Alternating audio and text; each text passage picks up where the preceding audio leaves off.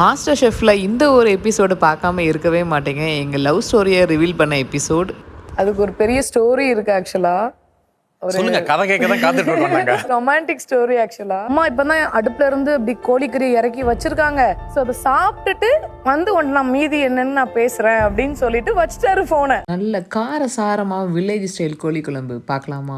இதை நீங்க வீட்டில் வைக்கும்போது நாட்டுக்கோழியா இல்லை நார்மல் பிராய்லர் கோழியான்னு வீட்டில் உள்ளவங்களே கன்ஃபியூஸ் ஆயிடுவாங்க. அந்த அளவுக்கு அந்த கோழி குழம்பு இருக்கும். இதை நான் சொன்ன மாதிரி பண்ணி பாருங்க, டெஃபினட்டா அசந்துருவாங்க. இதுக்கு நான் 1 கிலோ சிக்கன் எடுத்திருக்கேன். சிக்கனை நல்லா வாஷ் பண்ணிட்டு 2 டேபிள் ஸ்பூன் நல்லெண்ணெய், ஃப்ரெஷ்ஷாக பறித்த கருவேப்பிலை, ஒரு கொத்து இடித்த சின்ன வெங்காயம், மஞ்சள் பொடி போட்டு நல்லா மிக்ஸ் பண்ணணும். இதை ஒரு 5 நிமிஷம் நீங்கள் மிக்ஸ் பண்ணும்போதே இந்த மசாலாவை சிக்கன் நல்லா உள்வாங்கிரும். இதை ஸ்டவ்வுக்கு மாற்றிட்டு மூடி போட்டு ஒரு 10 நிமிஷம் ஸ்லோ ஃப்ளேமில் இந்த சிக்கன் குக் ஆகட்டும். இந்த சிக்கன் கொதிக்கிறதுக்குள்ளே நம்ம மசாலா எடுத்துடலாம். நல்லா காஞ்ச வத்தல், மல்லி போட்டு நல்லா வறுத்து எடுத்து மையாக அரைச்சி வச்சுக்கோங்க. ஒரு அரைமுறி தேங்காவை நல்லா திருவி அதையும் அரைச்சி வச்சுக்கோங்க. இப்போ நம்ம குக் பண்ண சிக்கன் ஆட்டோமேட்டிக்காக தண்ணி ரிலீஸ் ஆகி எண்ணெய் படந்து வரும். அதுவே செம மணமாக இருக்கும். அந்த மணம் வந்ததுக்கப்புறம் நம்ம மசாலா, உப்பு, தேங்காய் அரைச்சது, அப்புறம் மசாலா அரைச்ச தண்ணி எல்லாம் ஊற்றி நல்லா மிக்ஸ் பண்ணி இதை கொதிக்க விடுங்க. இது 15லேருந்து 20 நிமிஷம் நல்லா கொதிக்கட்டும். சிக்கனும் நல்லா வேகட்டும். ஒரு பேனில் நல்லெண்ணெய், கடுகு பொரிஞ்சதும் சின்ன வெங்காயம், ஒரு குத்து கருவேப்பிலை போட்டு நல்லா வதக்குங்க. நம்ம கொஞ்சோண்டு அரைச்ச மசாலாவையும் அதில் போட்டுக்கோங்க. தாளிச்சு ஊற்றும் போது அந்த கலர் ரெட் கலரில் வரும். இப்போ வெங்காயம் வதங்கினதும் வறுத்து திரிச்ச சீரக பொடி ஆட் பண்ணிக்கோங்க. இந்த கோழி குழம்புக்கு இஞ்சி பூண்டு பேஸ்ட் கிடையாது, பட்டை கிராம்பு பொடி கிடையாது. ஆனால் இதை நீங்கள் வைக்கும்போது வீடே மணக்கும். இந்த குழம்ப